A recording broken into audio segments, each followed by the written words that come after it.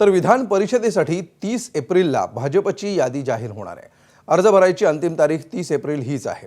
दरम्यान मुंबई वगळता राज्यातल्या 5 विभागांमधून संधी दिली जाणार आहे अशी माहिती समोर येते आहे। भाजपकडून विधान परिषदेची उमेदवारी मिळावी यासाठी मोठी भाऊगर्दी झाली आहे। यामुळे सावध पवित्रा घेत अखेरच्या दिवशी नावं जाहीर होण्याची शक्यता आहे। भाजपनं 30 जणांची यादी दिल्लीला पाठवली, मात्र दिल्लीतल्या वरिष्ठ नेतृत्वानं यादी निम्मी करून पाठवा असा निरोप दिला।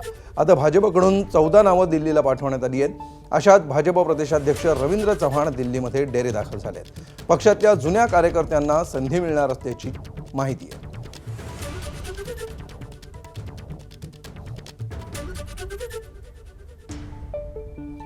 तर विवेक कोल्हे यांनी काल रात्री उशिरा मुख्यमंत्र्यांची भेट घेतल्याची माहिती आहे।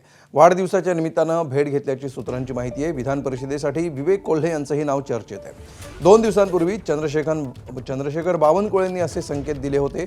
कोल्हे परिवाराचे अहिल्यानगर जिल्ह्यामध्ये वर्चस्व आहे। विवेक हे शंकरराव कोल्हे यांचे नातू आहेत, तर स्नेहलता कोल्हे यांचे ते चिरंजीव आहेत।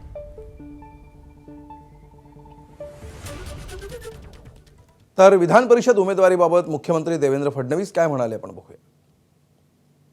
परिषदेकरता कुठली नावं आहेत, त्याचं काय होणार आहे याचा निर्णय काही मी घेत नाही, तो आमचं देशाचं पार्लमेंटरी बोर्ड घेतं।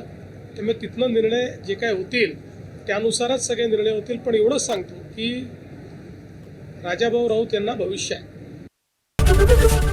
एबीपी माझा, उघडा डोळे बघा नीट।